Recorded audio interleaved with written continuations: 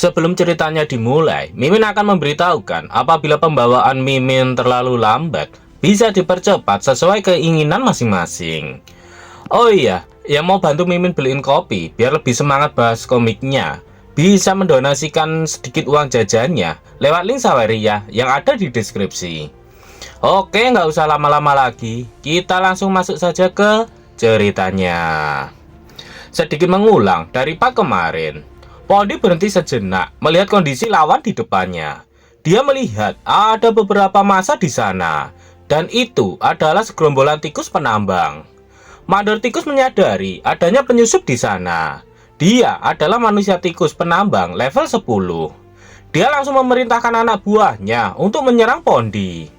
Langsung saja para tikus penambang berlari serta membawa senjata dan alat tambang di tangan mereka untuk menyerang Pondi. Pondi langsung membuat bola api di tangannya. Dia senang karena mereka justru datang ke arahnya. Namun sebuah cairan hijau tiba-tiba muncul di belakang Pondi dan langsung menerjangnya.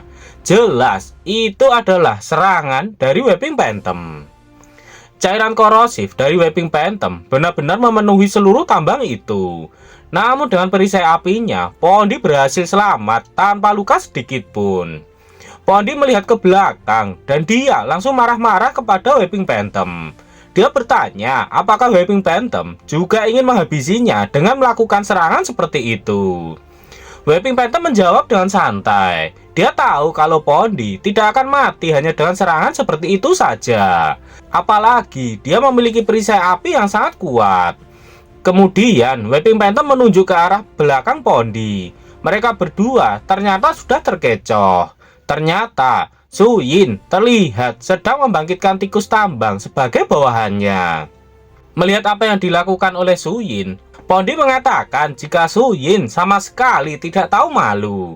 Namun Su Yin mengatakan jika mereka semua adalah iblis, jadi kenapa mereka harus malu? Kemudian Su Yin maju untuk berburu tikus tambang yang tersisa, sembari memerintahkan bawahan tikus tambangnya yang baru saja dia bangkitkan.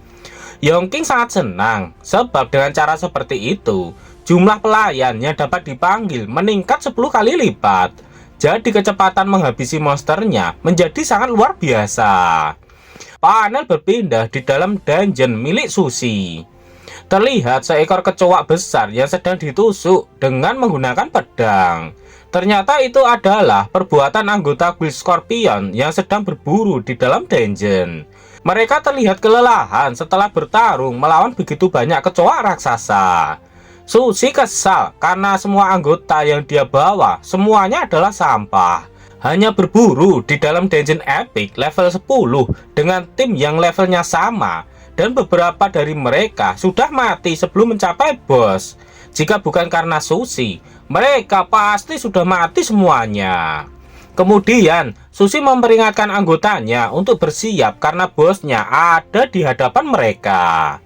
Panel berpindah ke tempat Yongking. Saat ini mereka sedang berhadapan dengan bos dungeon level 10 bos manusia tikus, penguasa tambang dungeon, mengendalikan ribuan penambang manusia tikus. Tapi Pondi berhasil menjatuhkannya hanya dengan satu kali serangan saja. Setelah mengalahkan bos tikus, level para pelayan pun naik. Begitu juga dengan Yongking. Yongking senang karena pelayannya semakin kuat dan bahkan Yongking hanya perlu berbaring untuk menunggu ESP saat melawan bos. Saat ini Yongking sudah naik level menjadi level 11. Menurut Yongking, bos itu tidak terlalu kuat, jadi dia tidak begitu menginginkannya. Yongking mengarahkan tangannya ke arah bos tikus untuk membuka kunci pintu ke dungeon berikutnya. Tak lama kemudian, ada sebuah pintu dungeon yang terbuka. Yongking menyuruh semua hasil sumber daya dari dungeon yang dikumpulkan oleh para EMP untuk dibawa kepada rak keluar dari dalam dungeon dan Yongking akan membawanya keluar untuk dijual nanti. Pemburuan dalam dungeon terus berlanjut. Weeping Phantom berhasil mengalahkan bos dungeon dan naik level. Argus juga berhasil mengalahkan bos dungeon dan dia juga naik level. Sedangkan Pondi Dengan brutalnya, dia menghabisi semua tanpa sisa dan dia juga naik level. Su Yin juga menjebak lawannya dalam aspal cair dan membuatnya naik level. Setelah beberapa kali mengalahkan bos dungeon, sekarang Yongking sudah berlevel 19. Yongking merasa kalau dungeon epic ini tidak sesulit seperti yang dikatakan oleh orang-orang. Pondi juga heran kenapa bisa orang-orang gagal di tempat itu. Di sisi lain, di tempat Guild Scorpion, salah satu anggota Guild Scorpion terlihat sedang dalam bahaya. Kepalanya ditangkap dan diremas oleh monster yang kuat. Dia meminta tolong kepada ketua guild untuk diselamatkan. Dan itu dilakukan oleh bos level 14. Sushi mulai bergerak. Dia mengarahkan tangannya ke arah bos itu. Kemudian bos itu mendapatkan tekanan yang sangat kuat pada tubuhnya sehingga matanya hampir keluar akibat menahan tekanan yang sangat kuat pada tubuhnya. Tak butuh waktu yang lama bagi Sushi untuk mengalahkan bos itu. Dalam waktu yang singkat, tubuh bos monster itu langsung hancur tak tersisa, begitu juga dengan anggotanya yang ada di sekitarnya. Bahkan terbentuk sebuah kawah besar di sana. Sushi kesal karena semua anggotanya adalah sampah. Mereka saat ini berada di dungeon level 15, namun sekarang hanya tinggal 2 orang yang masih hidup. Sushi mempertanyakan kenapa dia bisa merekrut sampah seperti mereka. Salah satu anggota Guild Scorpion memperingatkan Sushi agar dia melihat ke belakang. Sushi pun cemas dan dia langsung melihat ke belakang. Dari gerbang dungeon muncul sebuah kaki yang sangat besar. Itu adalah bos Yellowhoof berlevel tanda tanya. Salah satu anggota Guild Scorpion tak percaya ada monster yang bisa datang melalui portal. Seharusnya portal tersegel secara ajaib untuk menahan monster di dalamnya. Tak mau menunggu, monster bos itu menyerang duluan. Sushi langsung mengarahkan tangannya ke atas dan menyerangnya dengan tekanan yang sangat kuat. Ledakan pun terjadi di sana. Sushi yakin dia sudah menggunakan pengurangan kerusakan dari penekanan tingkat. Tidak mungkin monster itu tidak mendapatkan kerusakan dari serangannya. Namun Sushi terkejut karena bos monster itu masih bisa berdiri tegak di hadapannya. Panel berpindah di depan portal dungeon.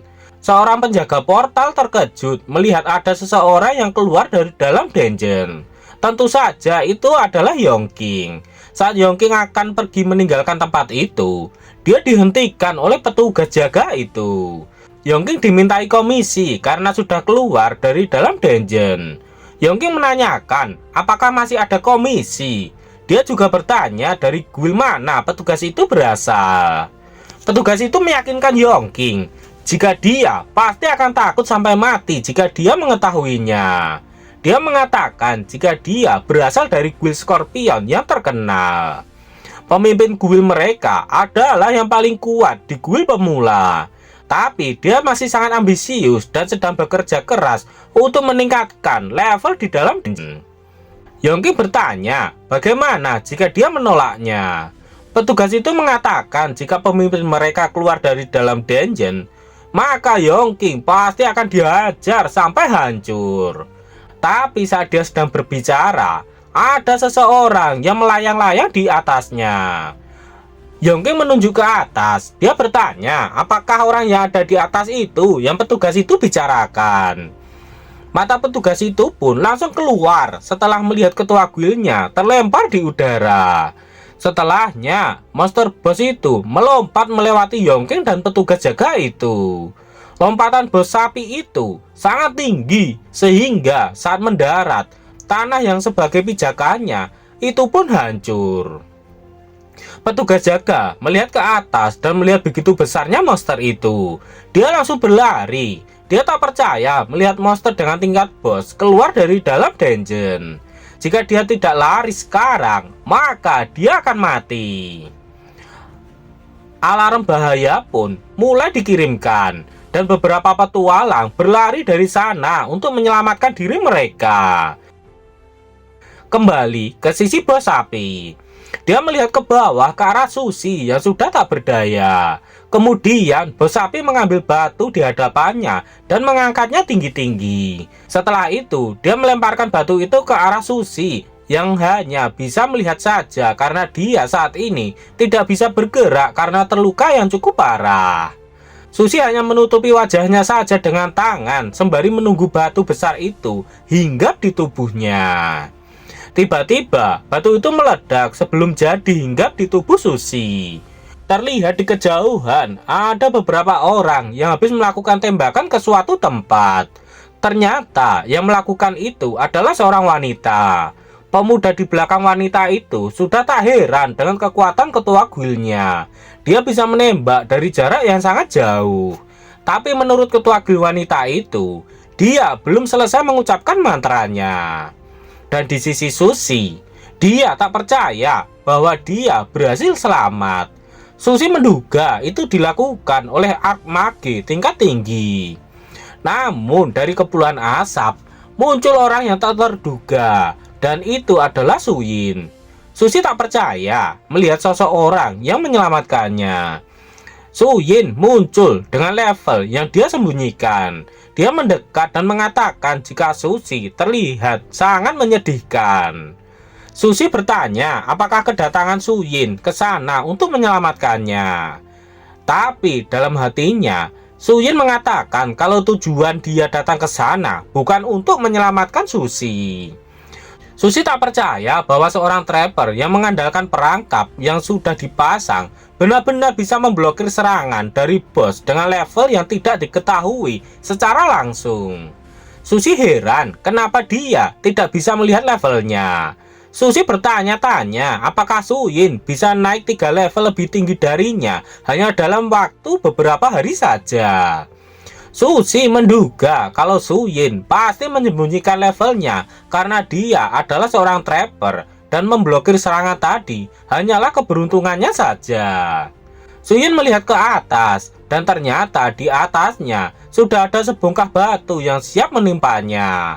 Batu itu hancur berkeping-keping setelah menimpa tubuh Suyin. Bos sapi berteriak keras karena dia berhasil menimpa Suyin dengan batu itu.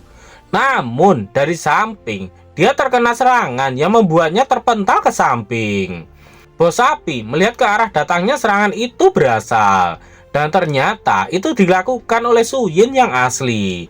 Dan yang menyelamatkan Susi tadi adalah tubuh gandanya saja. Kali ini Suyin mengenakan pakaian Elite Trapper Set. Efeknya dapat meningkatkan kerusakan, penjara dan kontrol semua perangkapnya sebesar 20%. Melihat ada musuh yang mengganggunya, si sapi besar itu langsung mengambil kuda-kuda untuk melompat. Dan hanya dengan sekali hentakan kakinya saja, tanah pijakannya langsung hancur. Jangkauan lompatan si sapi itu tidak main-main. Dengan sekali lompatan saja, dia berhasil mencapai ke gunung lainnya tempat Suyin berada. Namun sebelum sampai, Suyin sudah bersiap melepaskan anak panah ke arah sapi besar itu. Tembakan kali ini adalah tembakan jaring. Jadi ketika sudah berada di udara, anak panah itu berubah menjadi sebuah jaring besar sehingga tubuh sapi besar itu pun masuk ke dalam jaring itu.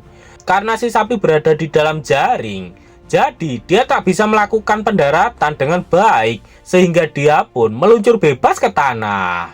Benturan yang cukup kuat pun terjadi di bawah tempat berdirinya Suyin. Suyin berkomunikasi dengan Yongking. Dia memohon agar dia bisa menggunakan bentuk iblisnya. Sebab dengan bentuk iblisnya yang sudah ditingkatkan, itu akan memberikan dukungan besar padanya. Bentuk iblis tingkat kedua. Dalam bentuk iblis, kekuatan serangan akan meningkat 30% dan kerusakan yang diterima meningkat 15%.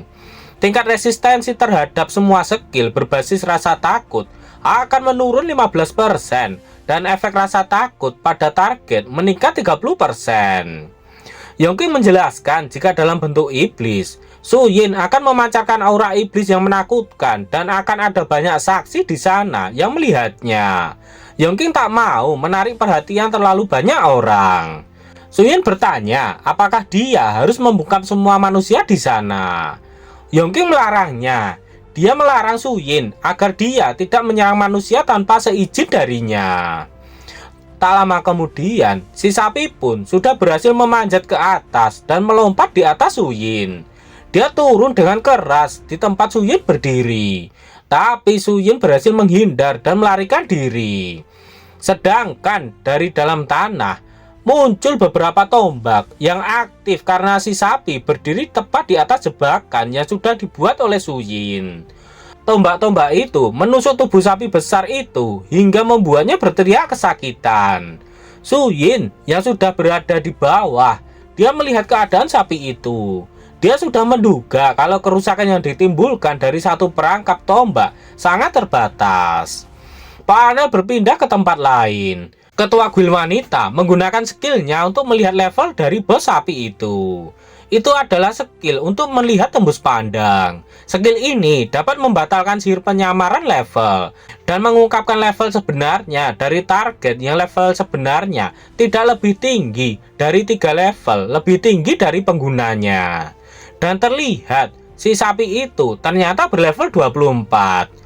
Ketua guild wanita itu mengatakan jika bos itu 4 level lebih tinggi daripada Suyin. Dia bertanya kepada pemuda itu bagaimana pendapatnya. Pemuda itu mengatakan meskipun petualang terkadang bisa mengalahkan monster yang lebih tinggi dari level mereka. Misalnya ketua guild wanita itu juga pernah mengalahkan bos raid yang levelnya lebih tinggi dari dia sendiri. Hal itu bisa dilakukan dengan menggunakan taktik, kecerdasan, dan keunggulan kelas. Tapi ketua guild wanita adalah seorang jenius penyihir yang hanya terjadi sekali dalam setiap ribuan tahun sekali. Pergerakan dan penggunaan skillnya tak tertandingi oleh petualang lainnya.